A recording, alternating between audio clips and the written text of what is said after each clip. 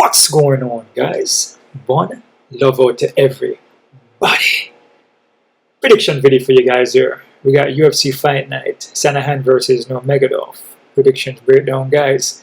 I know the format's a little different now. You know, I got the video over the picture. First time doing it, and it feels good. You know, this is how we're gonna be doing it from now on. You know, and also on my other channel too, the Wengichi, which you guys can check out also. Before, if you guys know, or if some of you guys don't know, originally this channel here was on the Wengichi, right? And I had everything just on that channel, but I split it in two and made my Wengichi just more on the health and wellness channel only, right? And that's why I have this other channel here, the True Analyst, right? So you guys can go over there and subscribe to Wengichi also if you want health and wellness tips, or just to learn the martial arts, or just to keep you inspired, right? So this is how we're doing it right now.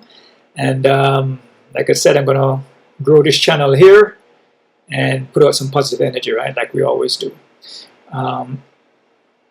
Before I get started though, guys, I want to show you something here. I've been doing this for a long time now. I believe I started way back in 2016, 2017. And I believe when I started making predictions, there wasn't much people doing it. It was like a handful of guys from what I remember. I mean, I could be wrong, right?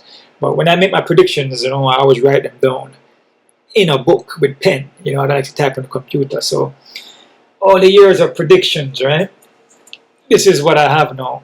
A whole stack of notes from all the fights, all the breakdowns, man. You know, how the guys win, you know, the outcome. And then just basically just notes. So this is all of it here. So it's a lot of work I put into this, right? So you can see here is just everything. When I'm telling you that I'm taking notes, I'm literally writing with pen on paper. And this is all the books that I have here, right? I also write on occasionally too for my own self. I like to manifest, you know, I speak affirmations and I write it down. You know, I feel good. I'm strong today. I believe in myself. I'm confident. You know, you have to tell yourself good things, you know. So I always write down, you know, the things that I feel inside, and I jot it down in my book, right? And you can say it's manifestation, you know, abundance of life, abundance of energy, abundance of love, right? Abundance of food, abundance of money. You know, whatever you want to achieve, you just jot it down, you know. Like I always tell you, whatever you put in is what you get out, and whatever you put out is what you get back. So I've been doing this for a long time now, and this is my book here that I write down my feelings in, and things that I want to achieve, and pretty much just tell yourself good things. You know, I even put it on the wall too. You know, I put, I love myself. I'm the greatest. I will have an abundance of everything, right? I'm confident. And you want to tell yourself these good things. I'm strong, right? I'm motivated to get up and keep working on the goals that I want to achieve. And I write that down all the time, okay? Just want to share that with you guys. So it's a lot of work I put into this, but at the same time, I'm always writing, right? So this feels different, man. Seeing myself on the screen here. I'm not used to this. But I will get used to it though. Like I said, I want to, you know, grow this channel, which I will. And before I get started here, guys, always hit the thumbs up button so this videos can get out. Subscribe to this channel, man. Also check out my Patreon account for all the face-off prediction and prop plays. Subscribe to Wengichi also. And donate to my PayPal account, man, just to help the channel a little bit more, right? So let's knock this out real quick here, guys. Sandhagen, Nurmagomedov going to be over there in Dubai. Right, this is a pretty good card here, man. Like every card, like I always say, man, is always good, man. You know, most of the time is usually the fight nights cards that are usually, I would say, more fast paced, a lot more action. You know, a lot of times the pay-per-view cards are kind of slow. You know, so I would say this is going to be a fast card, a fast paced card, right? Over there in Dubai, so it could have a lot of favoritism here, especially going towards more. Towards more of the Muslims, right, and more maybe the Russian, and if you have that Muslim background, right, so it's gonna kind of go more, you know, if it goes to judges, a lot of those guys could pull off the win, you know, but it all depends if it goes to judges, right.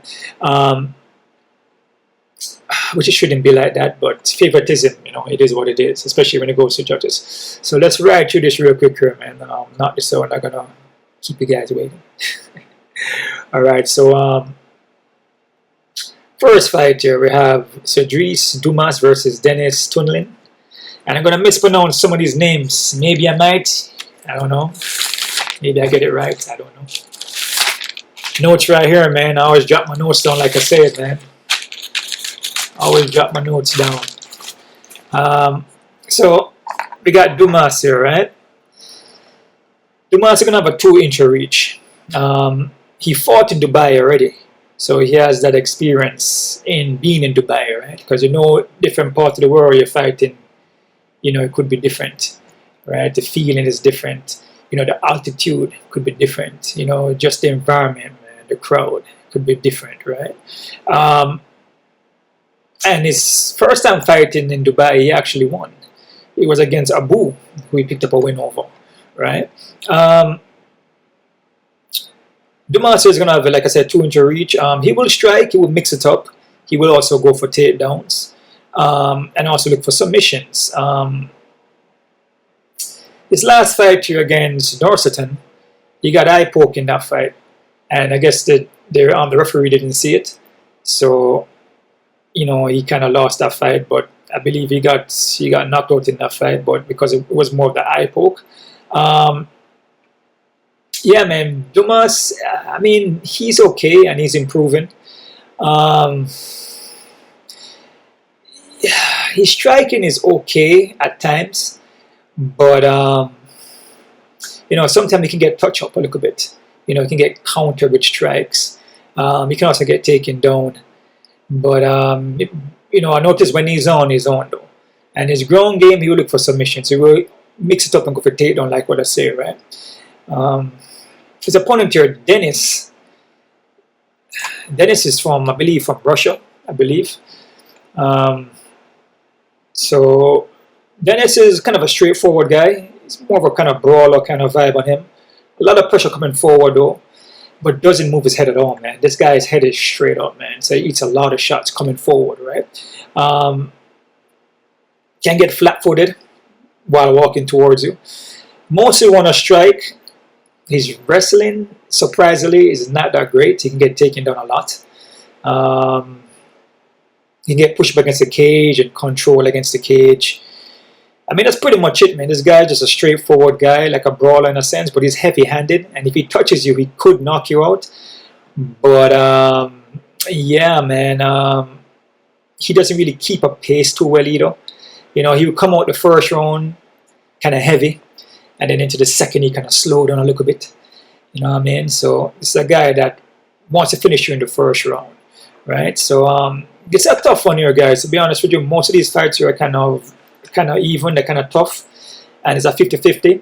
I'm gonna go towards Dumas for the win here, guys. But to be honest with you, man, you have to be careful with Dumas also, because he can get a hurt in the foot, and sometimes he may come into the fight not looking the same how he did in his other fight. So he's kind of up and down, right? But Denis, on the other hand, Denis is very hittable, man. Very hittable, and he can't stop takedowns. So I'm gonna go with Dumas here, man. But play at your own risk, all right? So we got Dumas here by decision. Not confident, guys. 50-50. All right, let's keep going. Next fight here. We have where is that? Actually, hold on there. Short notice. Okay, this is not a short notice fight here. All right, we got Jai Herbert versus Rolando Bedoya. I think I pronounced that right. Jai Herbert here out of England. He's a well-rounded, experienced guy here, man. Skilled, more of striking, but he would take it to the ground and look for submissions too. Can get hurt on the foot though, so I mean that he can get wobbled, kind of flash knockdowns, and he recovers well, but he can get knocked down though. And he's about 2-inch reach and 2-inch height, which is pretty good, right? He is more of a finisher though. Doesn't really go to a decision much. Only have 2 by decision. But he's a guy that go in there, man, and he's very technical. But he's not too durable though, and that's the issue, right? So he gets hurt, and when he gets hurt, he gets dazed, and he can be finished. So he's not a durable guy, but he's a skilled guy though, and he's experienced, right? His opponent, your Ronaldo, did I pronounce that right? Yeah, no, Rolando. Rolando is cutting down in weight, man. This guy usually fights at 170, also fought at 155 too, way back in the days. But at 170, man, the guys that they fighting, you know, these guys are big.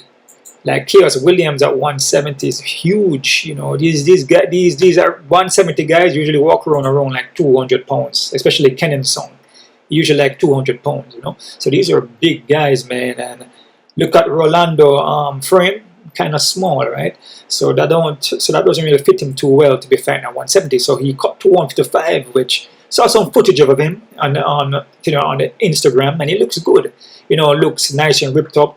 You know, he looked like he put in the work, like he's really training hard for this fight. So he looks very, very, very good, man. You know, from what I see from him from his original fights, though, he's quick at the movement. He got good combinations, fast hands. Like I said, he looks in shape. He's light in the foot. Throw lots of leg kicks, which is based off his combinations. So he will strike with the hand, mixing the hands with the kicks, and go low for the arm to land the leg kicks, right? Then he follow back up with the punches, right? His whole physique look different though. Like his face is different, of course. When you cut weight, you're cutting off a lot of the fat. You're gonna trim down, so his face look different. His whole body looks different, and it looks like he's in shape to fight in this fight here, right? So this is a tough one here because we're dealing with a guy like Jai Herbert who's very experienced, and I don't feel Rolando, you know, has faced guys like Jai Herbert, but Rolando is skilled though, man. He's quick at the movement. He's very durable. That's one thing, and even when he's fighting Hermansson and Kyle Williams, you know what I'm saying? Those guys are big guys that are hitting him with heavy shots, and he's eating those shots, right? So at 155, I feel he can hang with Jai on this one. I mean, I could be wrong though, but I feel he could hang with Jai on this one. But I'm going to say that Rolando for the win here. But this is a 50-50, like I said, because of experience from Jai Herbert. But I must say Rolando by a decision, guys. But I'm not confident in this one. And I like what I see from Rolando. Like I said, he's durable, he's quick, his combinations, his switches stance, he looks good on the foot, man. And his takedown defense, from what I see, is good. And just the fact that he's hanging with these bigger guys when his frame is small, you know, it just shows that he can beat Jai. You know what I'm saying? And like I said, Jai is hittable and is not durable. That's the issue. If Jai was probably more of a durable fighter that doesn't get hurt so easily, you know, I may probably go with Jai, but I'll give Rolando a shot here. So Rolando, like I said, by decision, guys. Next fight here, guys. We have, oh yeah, and that's a 50-50. I'm not confident in that at all, man. All right. Next fight here, we have Victoria Dudakova versus Sam Hughes. This is a tough one here, man. Like I said, you know, with a lot of women fights, you gotta be careful with them because, you know, a lot of women fights sometimes will drop the ball, right? This girl, a prospect here, and she looks okay. I mean, her main thing I notice is her takedowns and her wrestling. Striking is okay too, and she's undefeated, you know. But you can't sleep on Sam, you know what I'm saying? Because Sam is a dog, and she's experienced, even though her record is 8-6. But you know, I mean, you don't want to sleep on. I mean, I'm gonna say it like this: you don't want to sleep on anybody. You know, you don't want to underestimate anybody, because when you do that, that's when you run into problems, right? Don't judge a book by the cover. So with Victoria here, she's gonna have the 3-inch of reach, which is pretty massive, man, very massive. And Uncle Dana liked this girl a lot. He likes this girl a lot, man. She's well-rounded, but her strength to me is more ground. You know what I'm saying? She'll also look for the submissions, and like I said, her striking is not bad, right? So she beating Sam, I suppose she can, But like I said, with the woman fights, you gotta be careful, man, because I will go for, for Victoria to win and then Sam pull off an underdog fight, right? And this girl is also from Russia, right? Sam is a dog, like what I says, but she's very hittable. Head don't leave off center line at all. And every fight, she fights the same way. Kind of come straight at you and eat a lot of shots. But she's a dog, and she will look to take you down. She will push you against the cage and try to, just be more of a brawler, because that's more her thing, right? But the more technical fighter, in my opinion, is Victoria. The more skilled fighter all around is Victoria. But like I said, Sam is a dog. So be very careful with this one, man. This one is zero confidence. So I'm going to go Victoria, though. I'm going to say Victoria by decision, and it's a 50-50, man. Be very careful with it. Play at your own risk, man, all right? Or whatever you're doing. Next fighter, we have Guram Kutateladze. I think I pronounced that right. Could be wrong. Kutateladze, yeah. Versus Jordan Vincic. Guram here, this guy's a pretty good fighter, man. And like I said, when I'm breaking down my fights, I look at the Instagram too. I look at the interviews and I see if they're working out and how the body look. Like with actually with the Rolando fight, I went on Instagram and checked him out too, just to see what he looks like, if he's training and everything like that. And that's where I see, his weight cut and his body look all ripped up. Looks in very good shape. With Guram looks in very good shape too. So what I see from him, he's training with Kamazat and he's training with Topora. So those two guys I usually train with. And he looks in good shape, man. He took the fight he lost here, Brener fight, on short notice. Elves Brener, which he was winning until he gasses out, in the third round. But he took that fight on short notice though, right? So basically, this guy here is a very skilled guy, man. Went to a split decision with Damir. Beats Gamrot by split decision, which is a good win for him there. You know what I'm saying? So this guy here is a pretty good fighter, man. And when he's on, he's on. And this is not short notice. So I believe Jordan is a short notice. So Gamram should be ready, man. He should be ready for this fight. His opponent here, Jordan. Jordan, he's a well-rounded guy from what I see. He looks sharp on the feet. Switches stance. Will look for the submissions. He does slow down though, from what I notice in the later rounds. Can get taken down and can get controlled. I noticed that. This guy doesn't look bad though, but from what I see, he can get controlled and taken down. And look at Guram. Guram have a good ground game. He's very elusive with it, and especially this is not short notice. He has a full camp, and his striking is not bad. He got the heart, he got the dog, but Jordan doesn't look bad though, and Jordan is very technical, man. But Guram is a technical guy too, and Guram trained with some good guys, man. So I'm gonna push towards Guram for this one, guys, but it's a 50-50 because what I see from Jordan, he doesn't look bad. Even though Jordan is short notice, Jordan doesn't look bad, man. But like I said, he can get taken down and he does slow down. Guram slows down, but when on a full camp, I feel he should be okay. So he slowed down in that last fight because it was short notice. But I'm gonna go with Guram, guys.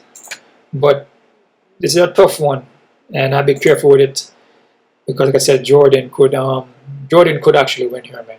So be very, very, very, very careful on this one. I must say Guram by KO TKO, guys, in the second round. All right, not confidence, 50-50. Okay. Next fight here, we have Shamil Gaziev versus Dante Mies. Shamil here, he's pretty well-rounded guy here. Big dude, big heavyweight guy, but he's quick though, very quick. Not as quick as Tom Aspinall though, but he's quick though for a big dude. I believe he's up there like 260 something. Power punches, his takedowns are actually good, but he gasses out bad. That's the thing. He gasses out bad, man. But again, I check out Instagram, it look like he's sprinting, you know, running back and forward. So he's working on his conditioning, right? Like I said, guys, all over the end of the day, when it comes to these fight cards and these fighters, you know, I'm not here to disrespect any fighter. I'm just breaking on the fight from what I see, from footages and from my documents, you know, that I use, right? So a lot of the things I speak is facts because that's what's happening in the fights. So yeah, it's all over the end of the day. I'm not here to tear down nobody. I'm here to motivate and inspire. Positivity, right? So I put out love all the time, and that's what I deal with. I deal with positivity, right? So this guy's not bad, man. He's very quick, but he does gases up. But from what I see, he's sprinting and running track and working on that conditioning. So he should be okay. Fighting, and he's from Russia too. So a lot of these guys obviously are going to be from Russia. It's a Dubai card, right?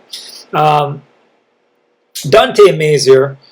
Dante Mazier is well-rounded and has improved, man, over the the years being in the UFC. I mean, the guy has been getting better.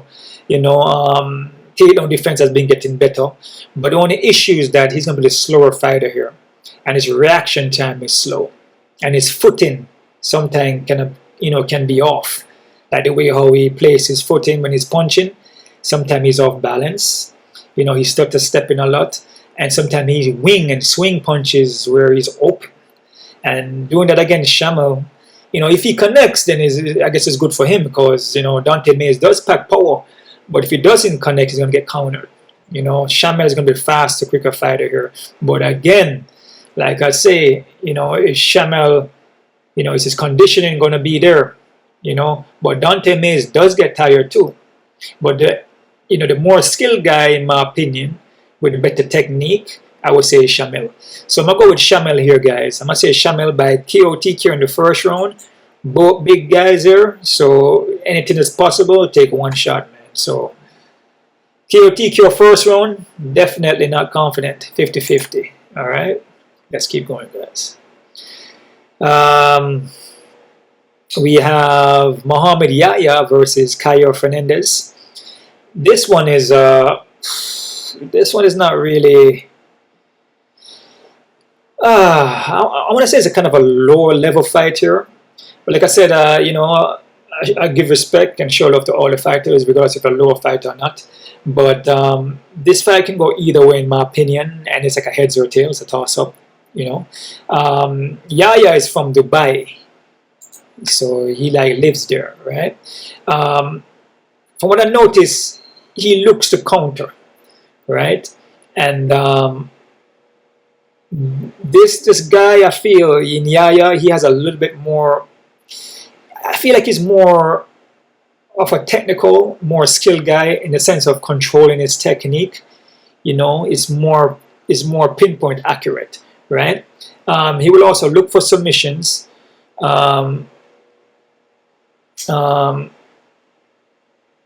will also mix up again the striking, you know, with the takedowns, right? He can also get taken down too. But like I said, I feel like his techniques are a little bit more on the control side. It's not too wild, right? And yeah, I mean that's pretty much it. You know, by his record, he hasn't really fought anybody really. He lost to Trevor Peak. You know, I mean, I feel that fight was kind of close though. It could have gone either way, you know. But Trevor Peak packed raw, brawling power. You know, I believe he hurt him in the first round. But a guy like Fernandes though, Fernandes, he's kind of flat-footed.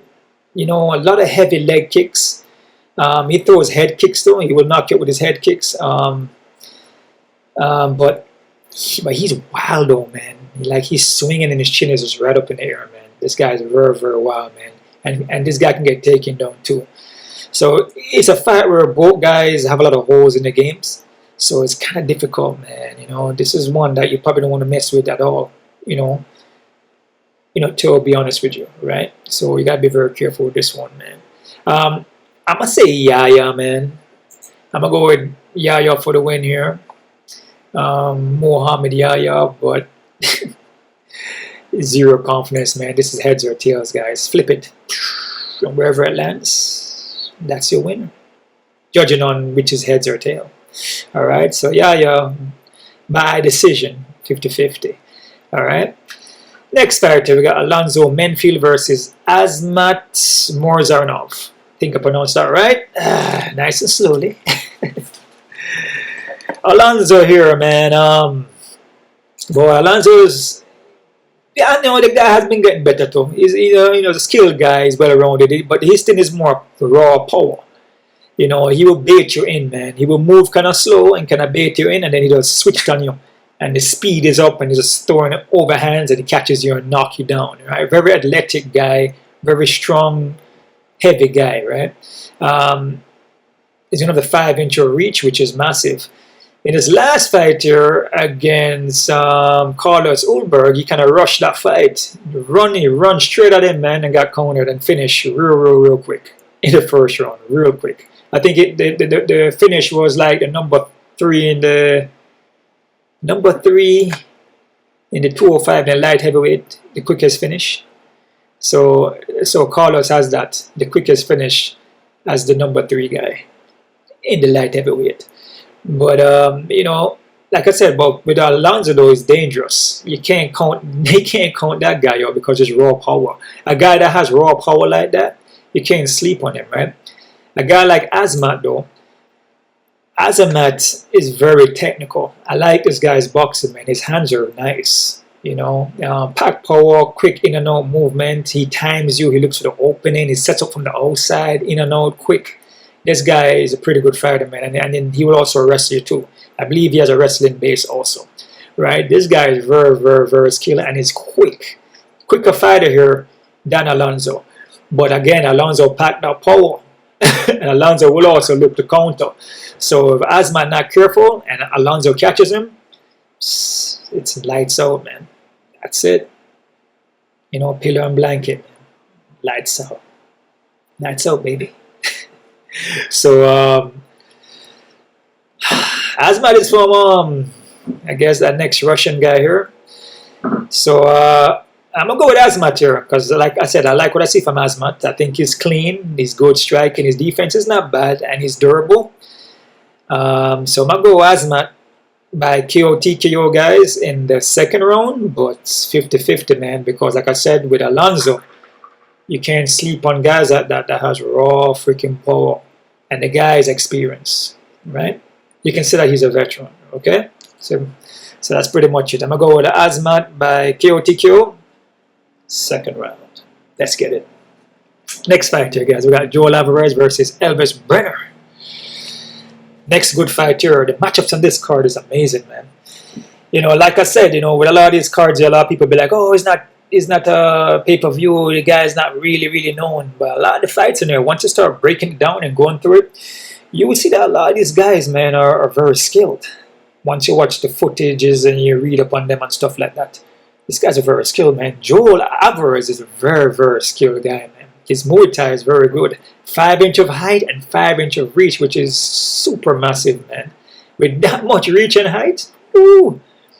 This guy is very well rounded. 17 by submission. 17 by submission. I believe 100% rate finish. I think. Let me double check that just to make sure. Let me double check that, man. I don't want to start saying things that is not true.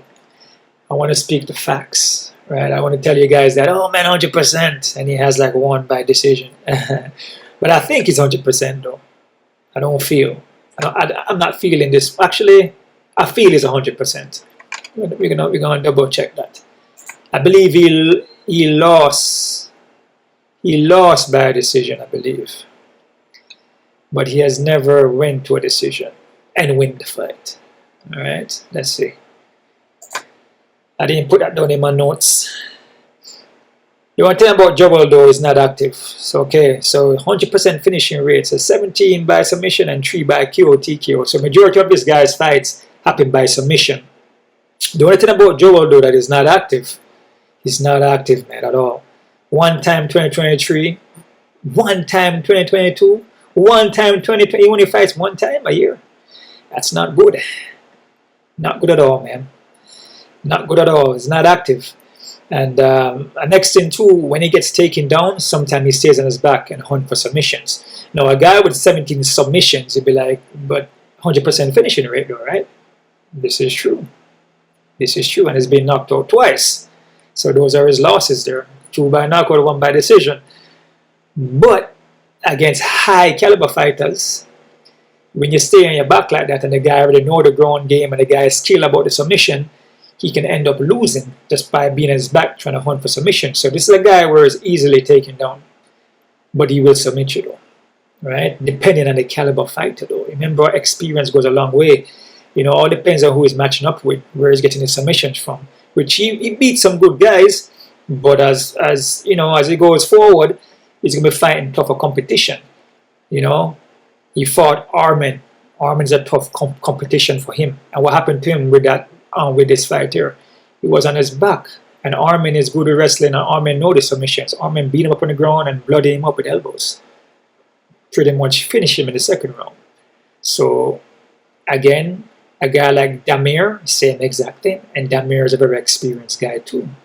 So he has to be able to can stop takedowns, man, and keep the fight where he wants to keep it long range since he has that reach. If he's gonna just drop to his back, could be problems, right? A guy like Brener though, Brenner's well-rounded too. Brener has a dog in him though, man. This guy here will not give up. He won't give up for nothing, man. He will find a way to try to win. His last fight there, he was pretty much losing, and then in the last, I believe, second into third round, he's making a comeback. He was, you know, he was rotating, he was switching up stance. He was scrambling, he was reversing the takedowns, you know what I'm saying? So he was doing good, but he got tired in the fight, right? Against Joel though, I feel like Brener is a dog though, man, and that's the thing. Brener will not give up, man. He got toughness in him, man, and he fought in Dubai already. So you gotta look at the guys who have fought in Dubai and if they'll win or not. So he has experience fighting in Dubai, which he fought, I believe he fought Zabari. Yeah, so Zabahari he fought when they have Makhachev versus Volkanovski. So he have faced a guy in Dubai and win already, right? So he has that experience, right? I just feel like Brener is a dog though, man. And I feel with Joel, he will be in there and then he'll be fighting and looking good, and then he just start fading. He just start to fade out. And usually after the first round. So if he can't take you out real quick in that first round, he tends to like fade. And you can tell that he has a lot of first round finishes, right? So if he can't finish you, then he start to fade in the fight, and then he may drop to his back or he gets taken down, and then he's just trying to hunt for submissions. But a guy like Brener, also a BJJ black belt, I believe, you know, he sees those submissions already, so he should know about them, you know, to be able to can defend it, right? So it's a tough one here, man. This is a 50-50, guys, because both of these guys are pretty good, man. Brener is just more active. Dog, he's not going to give up. And fought in Dubai already. I got to go with Brener here, guys. Just a pretty much just activity, dog, and just a toughness. And he has the skills. So I must say Brener, man. I must say Brener by decision, though, guys. And I'm not confident in this one. This fighter should be an even fight, which majority of the fights should be even on this card, man. Alright, so I must say Brener by decision. Not confident. And also Brener has 11 by submission. So Joel and Brener is not too far off, you know, based on skill set. He got 11 by submission and 3 by knockout. So these guys love the ground, right? But Brener will more stand up more and will more keep a longer pace, you know, and more durable, right? Like we see from Joel, he's been finished twice by knockout. So Brener is not going to quit, right? I feel the guy that's going to quit more here is Joel. So Brener by decision, guys. I'm not confident. Careful with that one. Next fighter, guys, we got Mackenzie Dern versus Lupita Gorditas. Dern here, BJJ black belt. She's very good at it. Striking, man. You know, her striking is up and down, man. You know, there's some people she looks better than some. You know, with Angela Hill, she looked amazing with Angela Hill. Like, she looks like a world-class striker. Then she goes with Jessica, don't look good, and then she went with Amanda, don't look good. So I feel that, you know, when the person pack a lot of power and they're really skilled with the striking, she doesn't really shine too much with the striking, right? Lupita, striking is so-so. She's more of a wrestling base, you know, look more to take you down. But her striking sometimes can be like it doesn't connect. It's more like more peppering shots, right? It doesn't really pack a lot of power behind it, right? I feel that Dern packed more power with her strike kicks, and I feel Dern's frame could be a little bigger in this fight as far as the body is concerned, right? And also the ground game. You know, if Lupita try to take down Dern, probably won't be the best thing to do, right? Because, you know, Dern will look for that submission, and she's good at it, right? Let me see here. Dern can get knocked out. She can get finished. She got finished one time. Lupita, I believe, got finished 2, I believe. Could be wrong. No, I think Lupita has never been finished. Okay. But she don't really pack no power. So the thing about this fight, when it comes to Dern, she doesn't do too well against the women that pack mad power, like the Jessica, you know, like the other woman there she fought. The Jessica, she, the Amanda. You know, Amanda Lumos, Jessica, that raw freaking power, like they hit her hard. You know, a girl like Lupita doesn't possess that kind of power, right? So Dern should be able to kind of walk her down and just have her way. And even if you get into the clinch, that's where Dern want to be, because Lupita don't have that power. She will still pepper shots up and tag her up, but you can close the distance on Lupita and put her against the cage and pin her up. And that's why I see Dern going to do most of her work there. I don't know if Dern going to be able to submit her, but I'm going to go with Dern by decision, guys, and it's a 50-50. Like I said, you know, majority of the women fights, it's 50-50, man. And, you know, like somebody like Dern coming off of 2 losses in a row, you know, and you have Lupita coming off of, I believe, a 1 loss against Verno. You know, it's just kind of difficult to say. You know, it can go either way, so you got to be very careful with it still, right? So I'm going to say Dern by decision, though, guys, all right? Next fighter, we got Tony El Kakui Ferguson versus Michael Chiesa. Damn, I never know Tony Ferguson was still fighting, man. I thought Paddy was his last fight. Wow. Like I said, guys, all over the end of the day, I'm not here to tell anybody to quit fighting, and I'm just here to show love and to motivate, inspire, man, you know. But I thought he retired, man. And then his last win was back in 2019 against Donald Cerrone, which Donald Cerrone is retired. After that, it's just straight up losses, and some of his losses has been brutal losses, brutal knockout, bad, like, you know, Bobby Green arm triangle choking, you know, Nate Diaz guillotine choke, he got that front kick from Michael Chandler, if you guys remember that. Benil Darius, Charles Oliveira, Justin Gaethje knocked him out, I believe, bad, I believe. Yeah, man. Tony Ferguson is an experienced guy, man. He's still a skilled guy, you know. But, you know, just, you know, speaking factual, you know, I don't feel he's the same mentally, which trigger your physical. So he's not the same. I feel like he's a shell of himself, and it's not a disrespect. He's not the same guy. After taking all those damages in the fight, you can tell the guy, you know, has declined, and declined bad.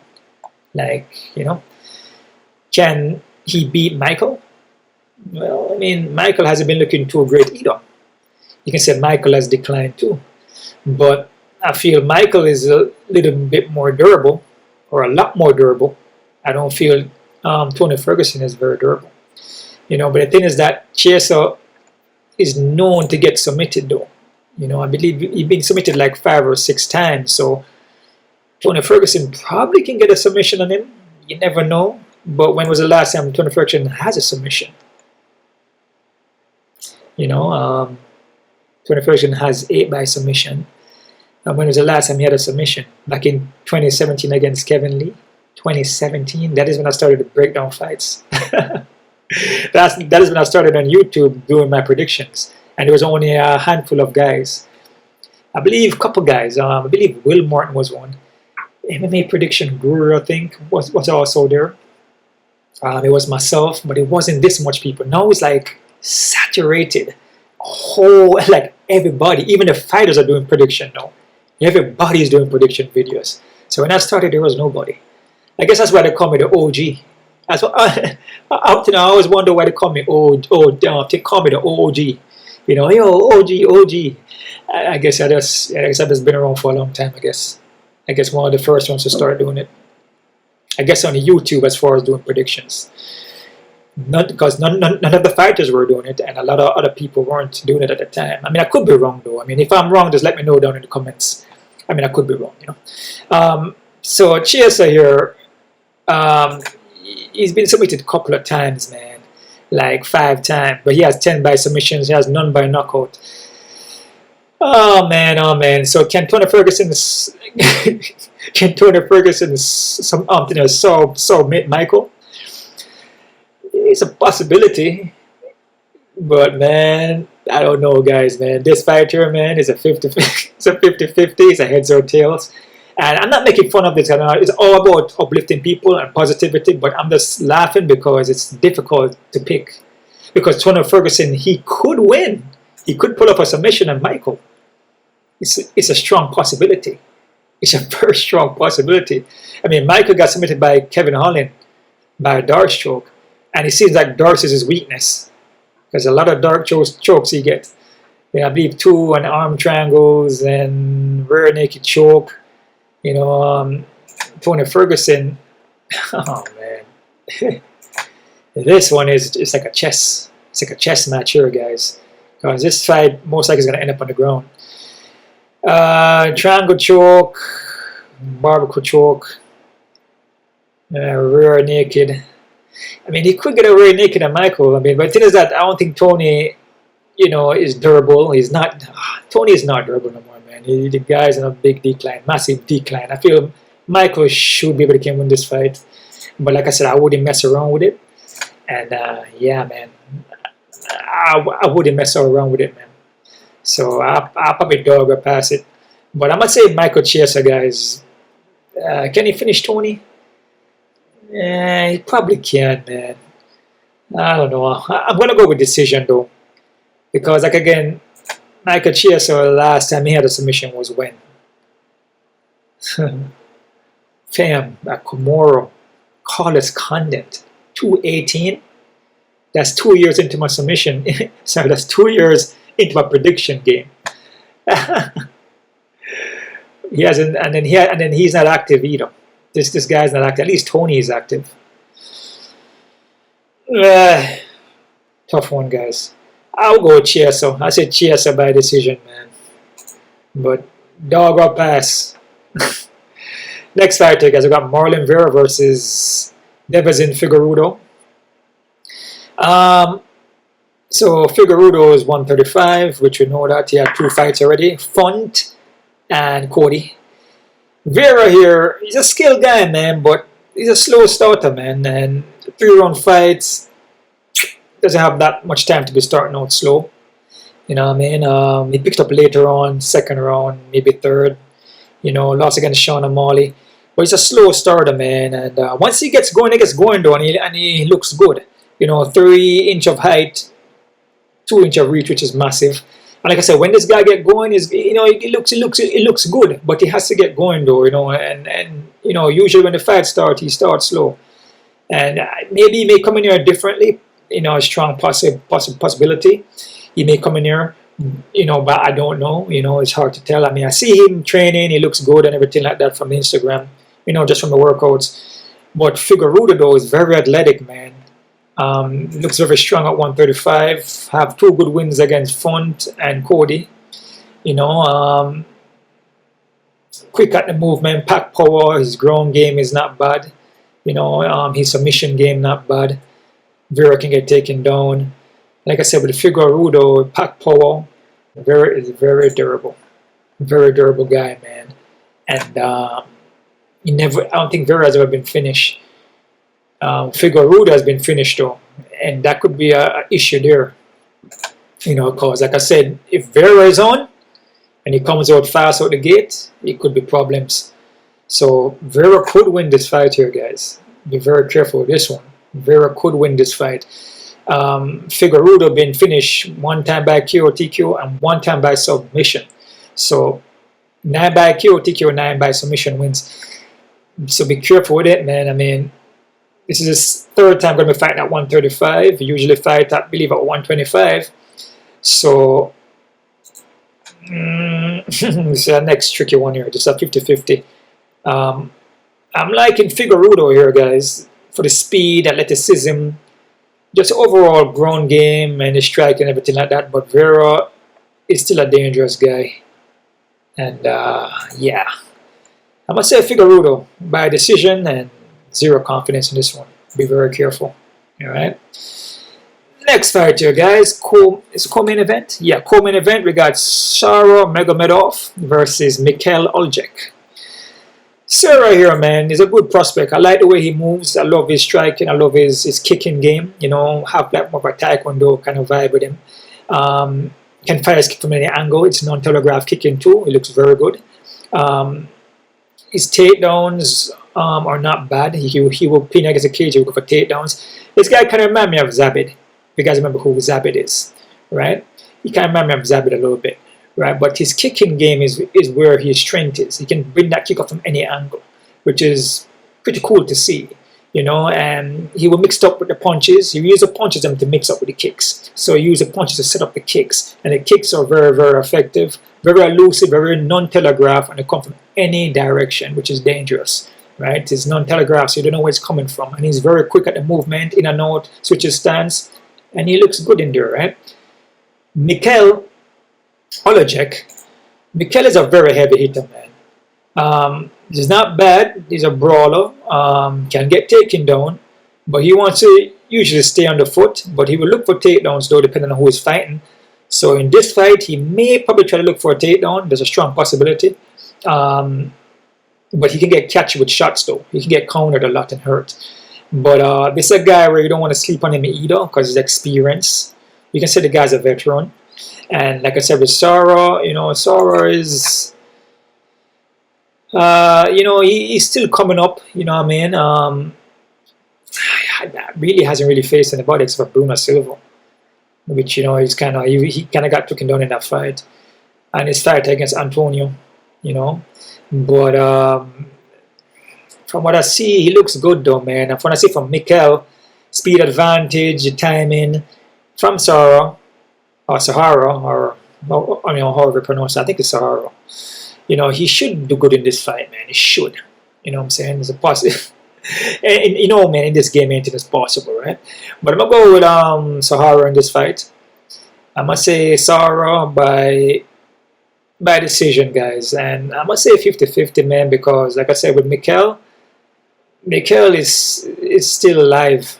Believe him, man. And these guys here that a lot of these Russian guys are fighting, you know, the guys are still alive, man. You gotta be careful. This guy's from Poland. Sarah is from, I believe, from Russia.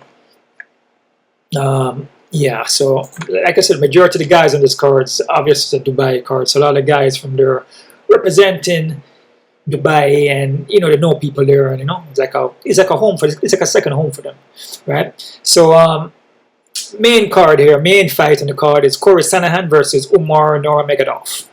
Oh man, I messed it up real bad. Umar Nurmagomedov. Okay, I'm just gonna leave it like that, man. Corey here, Corey Sandhagen, and this guy's a pretty good fighter, man.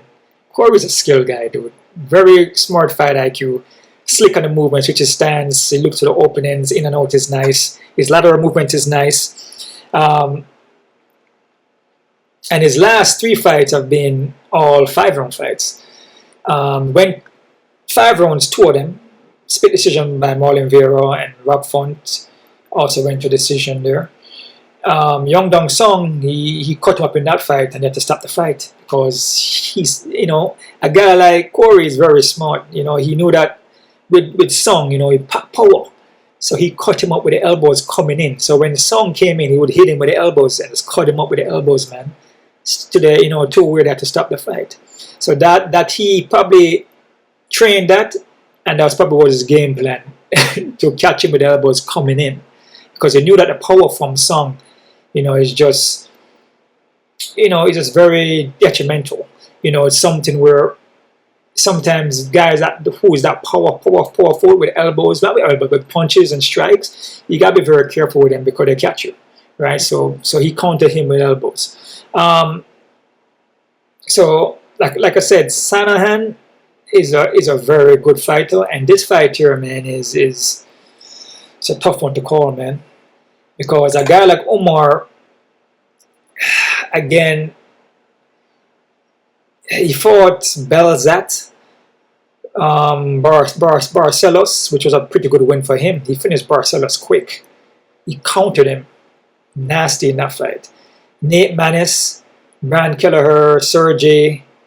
So he has some okay wins here, but Corey is a smart fighter though. His IQ is good, and that's what makes this fight different. It's not like Corey's like he's going there just doing whatever. Just brawling and just, whatever comes to mind. He just goes with it. He's technical. He knows what he's doing. He knows how to move in there, right? Umar is well-rounded. Very good wrestler. Very good wrestler, man. Obviously, with Habib, which Habib is going to be in his corner. And Habib is trained, I believe, the cousins, I believe. So, uses his legs well, too. So, he uses the punches to set up his kicks. His kicks are kind of... kicks are very non-telegraph, so he catches you also coming in, or he can counter you with kicks, right? His takedowns are very good, very elusive, similar to Habib. Like Habib is his guy that trains him, right? His cousin, or I believe, right? So fast takedowns, man. This guy's double, single legs are quick. So like I said, man, this one here, man, it's one of those fights where experience could play a factor, because Sandhagen is very, very freaking experienced. This is going to be a big fight for Umar. This is going to be a test for Umar, in my opinion. It's not a test for Corey, it's a test for Umar.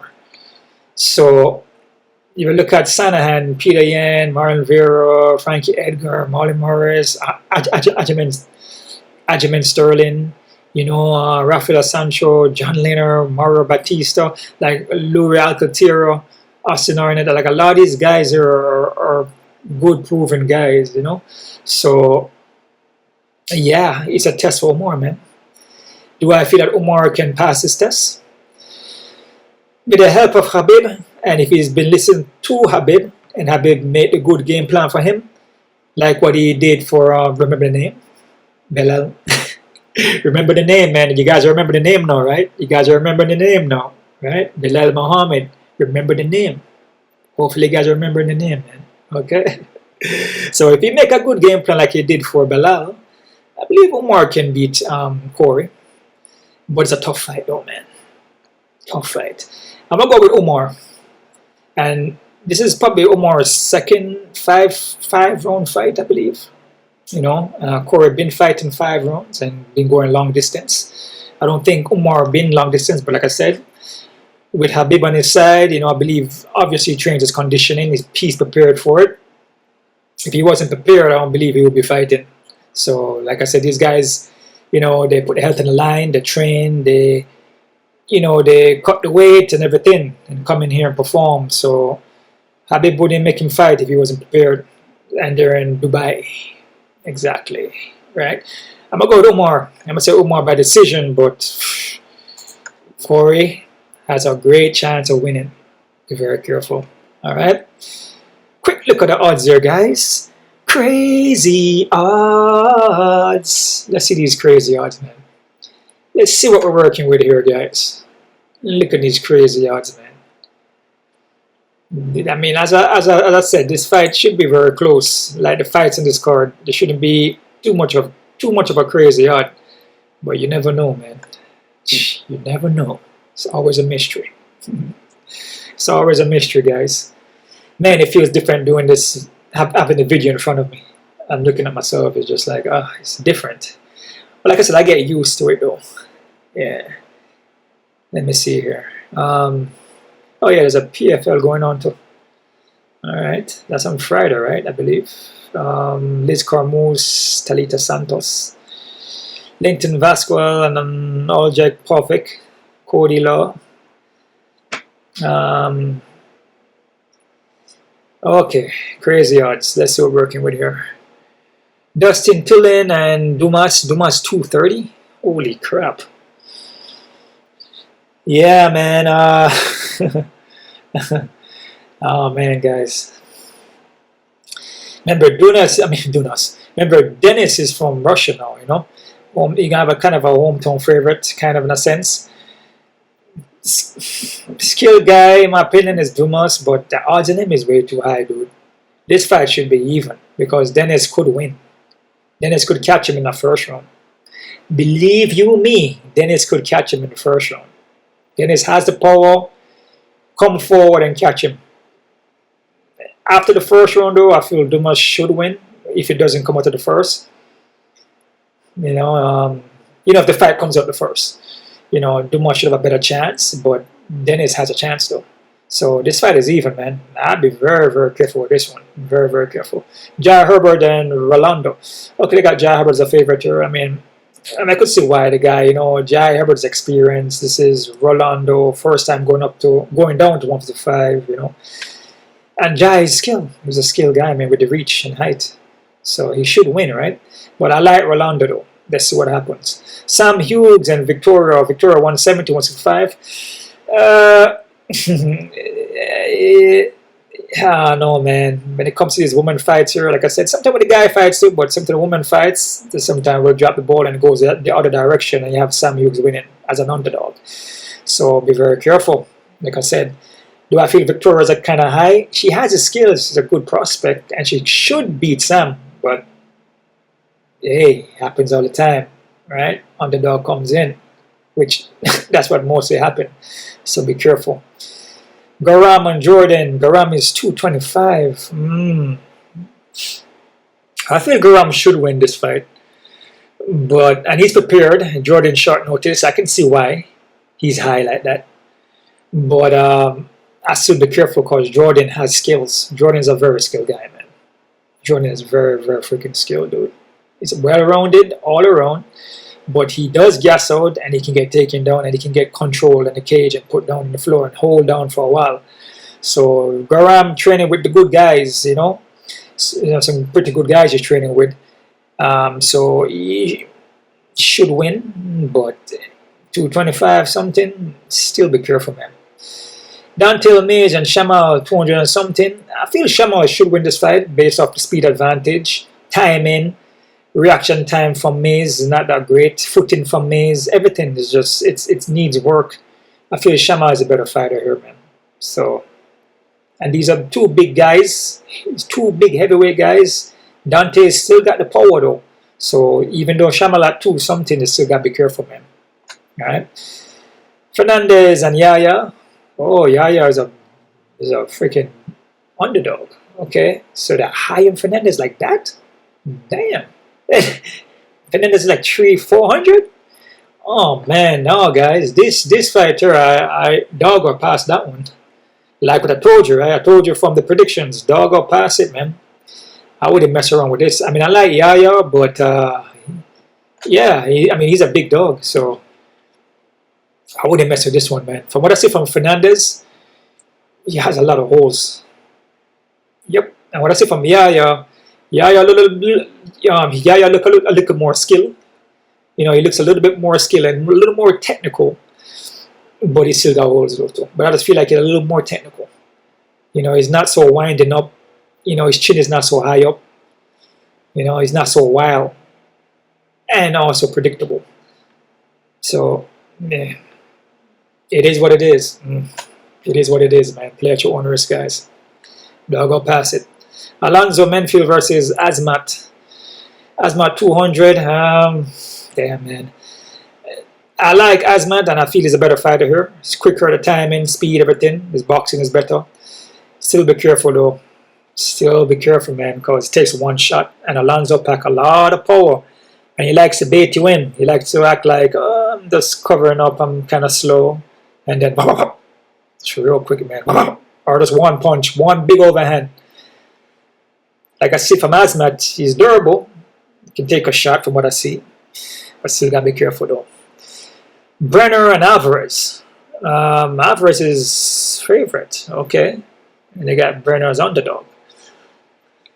Brener's, what I say from Joel Alvarez, though, he starts out good, especially with the tie. He's more tie, very elusive. He walks you down. He throw elbows. You know, he will put it on you, man. You know, he come out there very reckless and put it on you. But Brener, you know, that guy can take a hit and he's durable. You know, what happened with Alvarez does that and then nothing happened. And it goes into second and third round, like Yoda would say. Young Skywalker. He proved himself that he gets tired after the first round. Exactly. He proves that he gets tired after the first round. He usually gasses out. And then Brener comes back. Brener is known to be a comeback guy, man. Joel is known to fade and will give up. I'll be careful with this one. I got Brener as a dog, though, so it's good. But be careful with it. Lupi Gadides and Dern. This is just an even fight, guys, to be honest. Lupi could win this fight. I don't know if she can win it by striking. I don't think so, because she don't have the power. But it's a possibility she could maybe out-wrestle Dern, but Dern is kind of slick on the ground. So, I mean, we'll see what happens. But I have Dern winning, but it's an even fight, and that's what it is here. You know, Dern's a little tiny favorite, but it's an even fight, right? Chiesa and Ferguson. What? oh, man. They're calling out Ferguson big time, but I can see why they're calling him out, though. You know, he's just the guy been losing a lot, and his losses are very bad losses. You know, it's like very career-ending. It's career-ending losses. So yeah, I feel that, you know, I thought he was retired. I was surprised when I see him on the card. But Chiesa at 650, at 670, oh, hell no. No, hell no, dude. Where was the last time Chiesa won a fight, dude? Exactly. When was the last time he won a fight? Exactly. Especially by submission. When was the last time he fought? Let's take a quick look at that. I know I mentioned it before, the last time he fought, but let me just refresh your memory. I'm not disrespecting the guys. Like I said, I'm here to motivate and inspire. I'm just saying it just based off. I'm speaking like this way because the odds are crazy odd. Crazy odd. He shouldn't be no 600 or something. I'm not saying that he can't win, but his last win was back in 2021 against Neil Magny. Okay. So, yeah. He should have been no 6 something, man. That, you know, dog or past that, guys. That's just pretty much it. But if you want to go play Chiesa at 600 and something, could be even 700 or probably even 8. Play at your own risk, man. But I wouldn't mess around with that, to be honest with you. I just leave that one out. Or dog or pass it, like what I said, right? Figueiredo and Vera. Figueiredo slight favorite, not a big favorite, and Vera underdog. I don't really see nothing wrong with it still, but don't sleep on Vera though. Like I said, I feel it, you know, Figueiredo is a little bit of favorite, but it could be a little more even here because Vera is an experienced guy at 135 too, and his skill, and he shows it. It just depends on what Vera come in and how fast he starts. There's only 3 rounds, so let's see what happens with that. So I'm liking Fig, but be careful. Mikhail and Sarah. Okay, Sharabutdin. Okay, I know I mispronounced that. 200 and something. Oh man, you see, think about these odds here, man. You know, they're fighting guys that are experienced. You know, Sarah is fighting a guy that's experienced. Mikhail is a veteran. He's experienced and he's skilled. You know, I'm not saying Sarah is not good. I'm not saying that, but you know, I mean, 275, 238, 260. Oh man, because Sarah's not. He's not that tested yet, you know. He hasn't really fought nobody really, you know. And if Mikhail come in there and put it on him, could catch him with a punch and hurt him. But again, with Sarah, he moves nice. His footwork is nice. His in and outs, his striking is nice. So he should be able to can win. Should. Be careful, man. All right. Cody, Sandhagen, and Umar. Umar 300 and something. Wow. That's a disrespect to Corey. Big disrespect to Corey. Wow. Omar's high. Wow, man. Wow. I like Umar, but like I said, man, Corey is very smart fighter, good fight IQ, and if he comes in there and implement his his game plan, he can beat Umar, man. So I'll be very, very, very, very, very careful in picking Umar. I'm gonna tell you, I'll be very careful, man. Just speaking honestly with you, you do what you want to do at the end of the day. But yeah, I'll be very careful, man. Sandhagen has a big, massive chance to win because his fight IQ and his skill. He's a very experienced, skilled guy, man. That's just pretty much it. So play at your own risk. That's all I'm saying. But that's about it right there, guys. These odds are kind of crazy, guys. There's a lot of fights in here that's kind of crazy, man. And a lot of them I would dog or pass it. A lot of the fights look like it's set like that for the underdog to win. Possibility, especially the Yahya and the Fernandez fight. There's a lot of fights that look like it's set for the dog to hit. You got to be very, very careful. Michael and Tony come in here and submit Michael.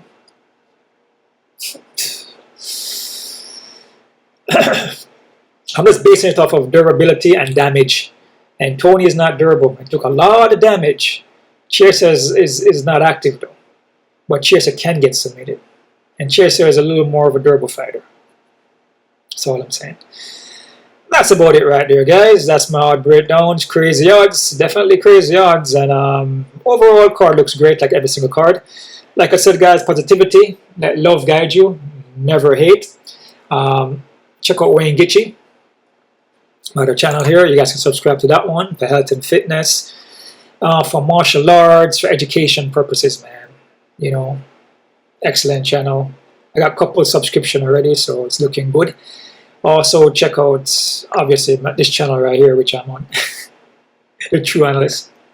Right, you can subscribe to this too. Hit the thumbs up, man, so these videos can come out, man, I'm trying to, I'm not trying, I'm doing. I'm trying to, well, I said try again. I am making this channel better, putting out more content, which I am. I'm also going to put out more review videos after the fight's over, and also I'm going to be going live. I may go live on this card here. I believe this card is an early card at 11 a.m. So I may go live. We will see. When you see the live pop up, you guys can just jump in and we can watch the fights together. Not promising you though, but I know that I am going to go live. I'm not sure if it's going to be on Discord though, but I'm going to have the fights up. And then you guys can watch the fights with me. We can just talk in the stream or whatever. And just kick back and see what happened in the card, right? You guys can leave your picks down below too. Like I said, man, don't be shy to leave your picks down below. Like I make predictions too, but sometimes I could be wrong. Sometimes I read the fight wrong. And sometimes it goes to judges and they rob the guy. So it could be either way too. But leave your predictions down below and let me know how you feel about the fights too. You know what I mean? So it's all over the end of the day. There is no ego here. And that's one thing that I had to learn through my years of making predictions and even through martial arts and just life by itself. You got to get rid of your ego, man. Ego ain't going to get you nowhere. Ego runs you into a lot of problems, right? So that's something that I had to learn. So it's all over the end of the day. If you're right, you're right. If you're wrong, you're wrong. It's all good. It's all over the end of the day. I'm not here to disrespect nobody. I'm not here to beat on nobody. And like I said, what you're speaking, what you put out is what you get back. And what you put into your body is what you're always going to get out. And this goes back to the food you're consuming too. Right? Right here, do the watermelon juice right here. I'm putting in live food into my body. So what I put in is what I get back out. Right? Living food, electrical food. This is watermelon, apples, ginger, and some blueberries. And also lemon. So what I put in, electrical living foods for electrical living, what? Body. So I will get back whatever is in this drink right here, which is all electricity, which is from my body, which is in minerals, vitamins, and what? Amino acids. which that's what your body run off of, minerals and vitamins, right? Which is in this juice right here.